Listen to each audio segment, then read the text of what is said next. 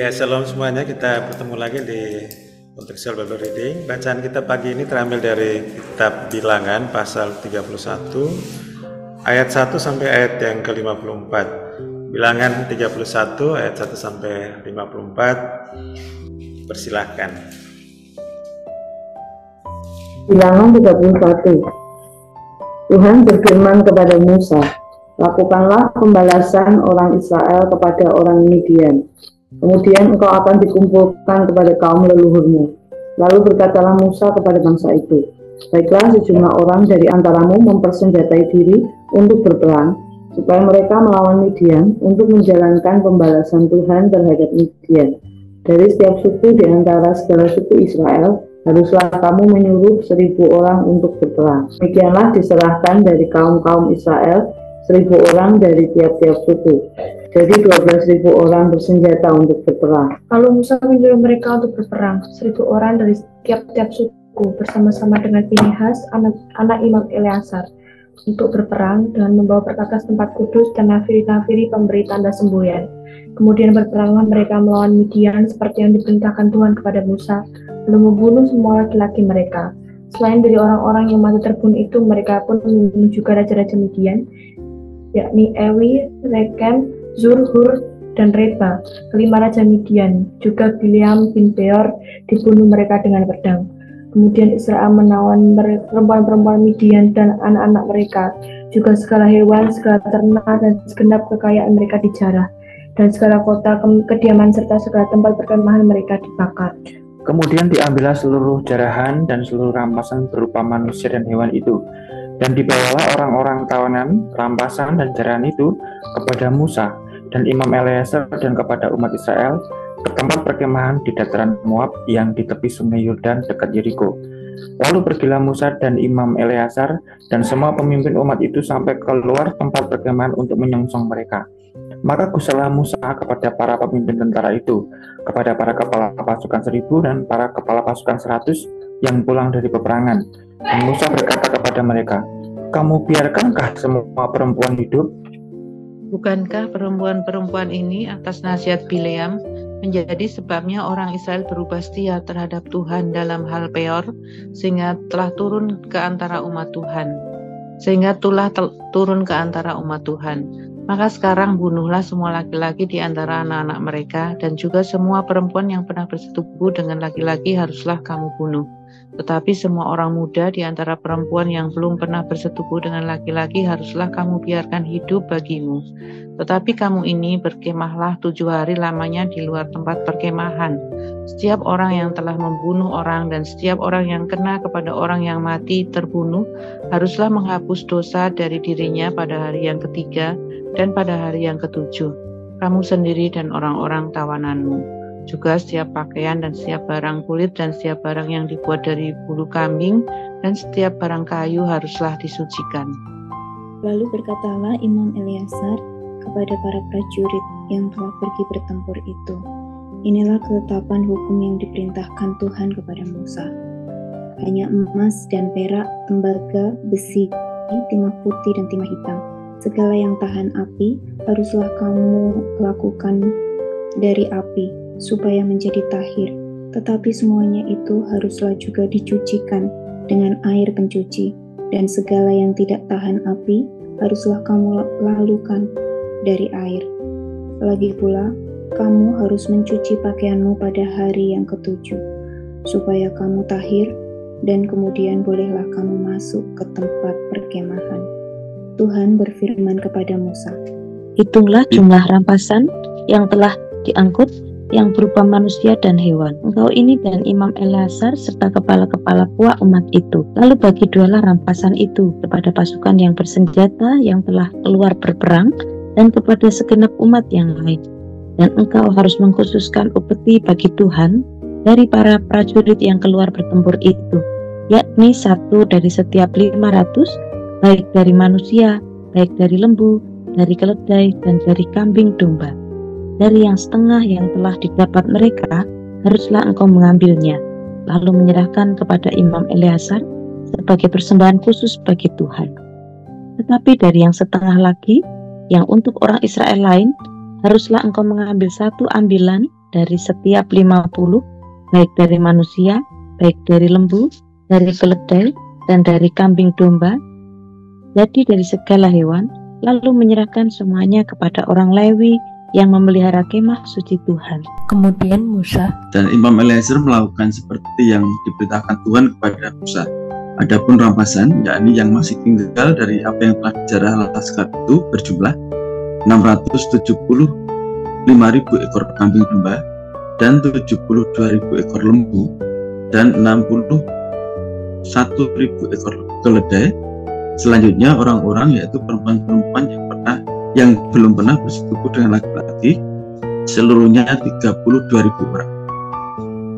Yang setengah yang menjadi bagian orang-orang yang telah keluar berperang itu jumlahnya 337.500 ekor kambing domba.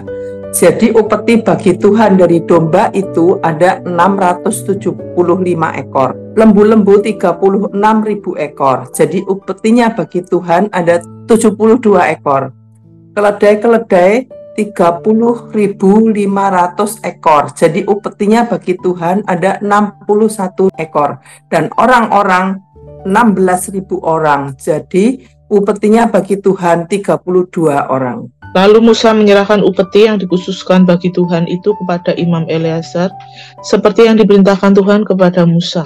Yang setengah lagi yang menjadi bagian orang Israel lain, yang dipisahkan Musa dari bagian orang-orang yang telah berperang itu, yaitu yang setengah yang menjadi bagian umat yang lain itu, domba-domba 337.500 ekor, lembu-lembu 36.000 ekor, keledai-keledai 30.500 ekor. dan orang-orang 16.000 orang. Lalu Musa mengambil dari yang setengah menjadi bagian orang Israel lain itu satu ambilan dari setiap 50, baik dari manusia, baik dari hewan, kemudian menyerahkan semuanya kepada orang Lewi yang memelihara kemah suci seperti yang diperintahkan Tuhan kepada Musa. Lalu mendekatlah para pemimpin tentara, yakni kepala-kepala pasukan 1.000 dan kepala-kepala pasukan 100 kepada Musa, serta berkata kepadanya, hamba-hambamu ini telah menghitung jumlah prajurit yang ada di bawah kuasa kami, dan dari mereka tidak ada seorang pun yang hilang. Sebab itu kami mempersembahkan sebagai persembahan kepada Tuhan apa yang didapat masing-masing, yakni barang-barang emas, gelang kaki, gelang tangan, cincin materai, anting-anting, dan kerongsang untuk mengadakan pendamaian bagi nyawa kami di hadapan Tuhan. Maka Musa dan Imam Eliezer menerima dari mereka emas itu semuanya barang-barang tumpaan dan segala emas persembahan khusus yang dipersembahkan mereka kepada Tuhan, yakni yang dari pihak kepala-kepala pasukan 1.000 dan kepala-kepala pasukan 100 dan 16.750 sikal beratnya. Tetapi prajurit itu masing-masing perlu mengambil jarahan bagi dirinya sendiri. Setelah Musa dan Imam Eliezer menerima itu dari pihak kepala-kepala pasukan 1.000 dan kepala-kepala pasukan 100, maka mereka membawanya ke dalam kemah pertemuan sebagai peringatan di hadapan Tuhan untuk mengingat orang Israel. Ya, terima kasih saudara terkasih.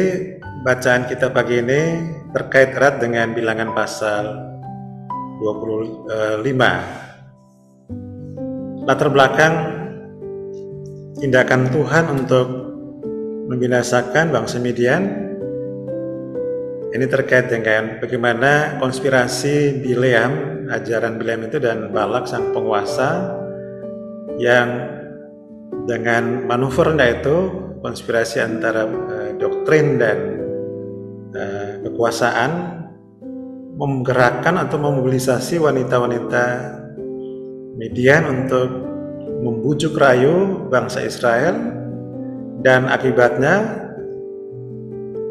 Israel jatuh ke dalam dua hal penting, yaitu penyembahan berhala dan perzinahan. Dan di pasal 25 dari bilangan jelas ditemukan data di sana bahwa akibat kesesatan itu Tuhan murka dan membunuh umat Israel sekitar 24.000 orang itu binasa. Nah, pertanyaan yang tersisa ketika kita merenungkan pasal 25 adalah yang disesatkan dibunuh, terus yang menyesatkan bagaimana itu sikap Tuhan? Pasal inilah menjawab pertanyaan itu. Bahwa Tuhan memerintahkan pada Musa untuk meminta setiap suku menyiapkan 1.000 orang yang siap berperang. Dan dari total 12.000 itu kemudian bergeraklah mereka untuk berperang melawan bangsa Midian. Sesungguhnya perang ini adalah holy war ya, jadi perang kudus, perang Tuhan sendiri. Representasi dari setiap suku 1.000 orang menunjuk bahwa memang Tuhan yang berdaulat atas umat ini, dia pemiliknya dan dia memobilisasi siapa yang dia kehendaki demi menegakkan kekudusannya, bukan saja kepada Israel tapi kepada segala bangsa. Sasaran yang dituju kalau kita perhatikan di ayat yang ke-8 dan seterusnya, selain dari orang-orang yang mati terbunuh, mereka pun membunuh raja-raja Midian, yaitu Ewi, Rekem, Sur, Hur, dan Reba, kelima raja Midian. Juga Bileam bin Beor dibunuh mereka dengan pedang. Jadi raja-raja kecil di wilayah Midian itu ya dibunuh semua oleh peristiwa holy war pada pasal yang kita baca pagi ini. Dan para prajurit kemudian juga menawan orang-orang yang tidak terbunuh itu, yang menyerah ya. Dari perempuan Midian, demikian juga anak-anak mereka, segala hewan, ternak dan segala macam jumlahnya itu besar, dan rampasan atau jarahan perang itu dibawa ke hadapan Musa dan Imam Eliezer. Dan reaksi Musa sangat tegas sekali. Kata Musa kepada mereka, "Kamu biarkankah semua perempuan hidup? Bukankah perempuan-perempuan ini atas nasihat Bileam menjadi sebabnya orang Israel berubah setia terhadap Tuhan dalam hal Peor, sehingga tulah turun ke antara umat Tuhan? Maka sekarang bunuhlah semua laki-laki dan perempuan." Dan dikatakan semua perempuan yang pernah bersetubuh dengan laki-laki semua dibinasakan, kecuali yang tidak pernah bersetubuh, dan laki-laki muda itu yang dibiarkan hidup bersama anak-anak. Jadi tindakan ini adalah tindakan pembalasan Tuhan terhadap para penyesat yang mengakibatkan orang Israel jatuh dalam dosa dan dibunuh Tuhan sekitar dalam jumlah 24.000. Jadi menjadi lengkap kalau kita perhatikan pasal 25 dan pasal 31, yang disesatkan Tuhan menegakkan kekudusannya dan 24.000 dibunuh, dan penyesat pasal ini juga dibunuh. Nah, pertanyaan kemudian muncul, kok kenapa yang umat Tuhan lebih dulu disiplin oleh Tuhan dengan tulahnya yang luar biasa, kemurkaannya yang dahsyat itu? Ya karena mereka mengerti kebenaran dan tahu kebenaran, tapi mau disesatkan oleh para penyesat, Bileam dan Balak itu. Ini kemudian Tuhan bertindak. Jadi ya kalau ada mahasiswa Kristen dan yang tidak di satu ruang kelas, ketika ujian lalu ada pengawas yang Kristen menyontek dan sebagainya, mungkin yang lain juga, biasanya yang ketangkap duluan itu yang Kristen itu, biar kapok gitu ya. Jadi tindakan Tuhan begitu tegas sekali, umat Tuhan itu diajar yang luar biasa. Dan pada bagian ini kita melihat para penyesat juga dibunuh oleh Tuhan. Jadi ini sebuah perang kekudusan atau holy war itu. Kalau kita kritisi perikop ini adalah, bukankah Tuhan memerintah supaya jangan membunuh ya, hukum yang ke-6 itu. Kenapa sekarang Tuhan memintakan Israel untuk membunuh? Sesungguhnya Tuhan memakai siapa saja dalam kedaulatannya untuk mencapai maksud-maksud, mencapai rancangan-rancangannya. Dan holiness itu, kekudusan itu, dan monotheism itu ditegakkan Tuhan menggunakan Israel sendiri untuk mencapai maksud dan rancangannya. Israel didisiplin dengan keras, bangsa lain juga didisiplin dengan keras oleh Israel. Dan ini dalam rangka tegaknya kekudusan dan monoteisme itu. Hal itu bisa kita lihat diindikasikan dari ayat yang 49 itu.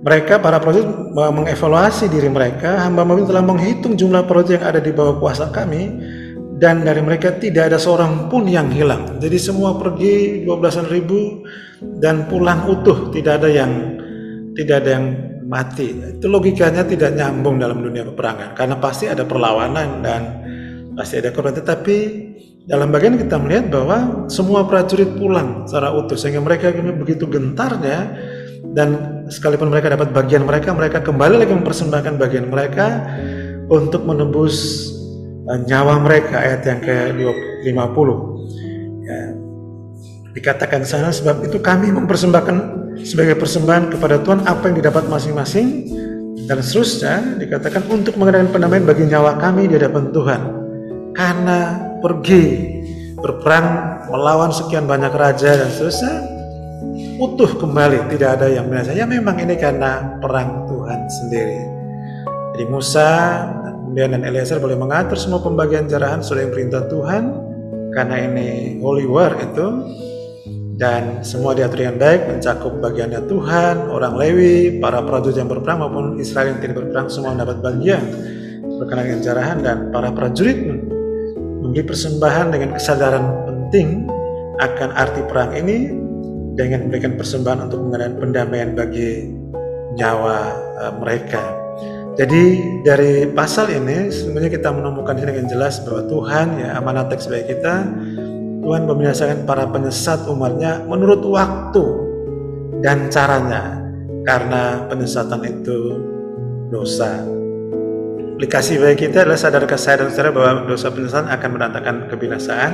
Kalau kita lari ke perjanjian baru, ketika Yesus menyambut anak-anak kecil, melayani mereka, Yesus menunjukkan bagaimana keberpihakan yang begitu tegas terhadap anak-anak dengan kepolosan, ketulusan imannya, dan mengatakan siapa saja yang menyesatkan anak kecil ini, lebih baik ada batu kilangan digantungkan di lehernya dan dibenamkan ke laut, demi ketegasan Tuhan atas penyesatan itu. Dan ini yang kita perlu sadari bersama, bahwa dosa penyesatan mendatangkan kebinasaan. Dan secara positif tentu motivasi bagi kita semua, maukah saya dan saudara menjadi teladan dalam ketaatan dan bukan penyesatan. Mari kita hidup taat di hadapan Tuhan dan meminta Roh Kudus menolong kita untuk hidup menjadi role model yang baik di hadapan Tuhan dan sesama, sehingga kekudusan Tuhan itu terjaga, monoteisme itu betul-betul menjadi bagian hidup kita, lordship itu, dan kita menjadi berkat bagi banyak orang untuk datang pada Tuhan, bukan menjadi sandungan bagi orang untuk berbakti kepadanya. Tuhan memberkati kita semuanya. Amin. Mari saudara kita sambut firman Tuhan pagi hari ini dengan pujian, Kau Allah yang kudus, Kau Allah yang kudus di tahtamu, kami menyembah.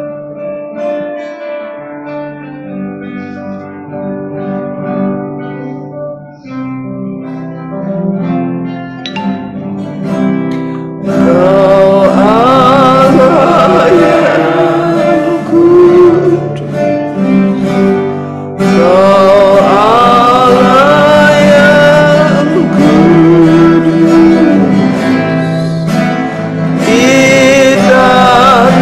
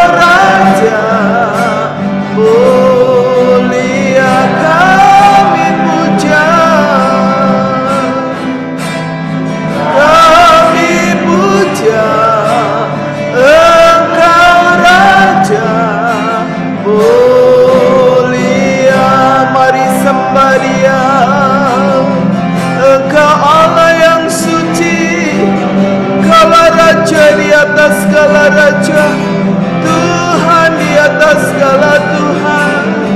Namamu mulia, namamu kudus, kudus, kudus.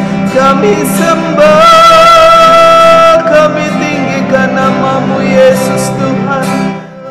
Mari kita meresponi firman Tuhan untuk kita terus berkomitmen hidup di dalam kebenaran, hidup di dalam kesucian dalam seluruh aspek hidup kita, supaya kita diperkenan Tuhan, supaya dosa tidak menjadi dampak dari kehidupan yang tidak berkenan di hadapan Tuhan.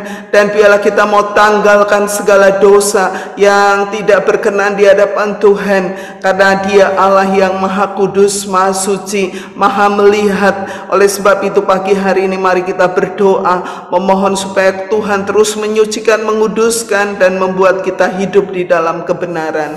Bapa Surgawi, aku bersyukur Tuhan bahwa firman-Mu Tuhan mengingatkanku untuk terus hidup di dalam kebenaran, hidup di dalam kekudusan, karena Engkau Allah yang kudus, tidak menghendaki dosa, tidak menghendaki penyesatan, tidak menghendaki Tuhan percabulan dan juga segala yang tidak berkenan di hadapan Tuhan. Biarlah pagi hari ini kami mau bersama-sama untuk terus hidup di dalam kekudusan Tuhan, dalam perkataan kami, dalam pikiran kami, dalam tindakan kami, supaya nama-Mu dipermuliakan dalam hidup kami. Terima kasih ya Tuhan, terima kasih. Di dalam nama Yesus kami berdoa, kami mengucap syukur. Haleluya.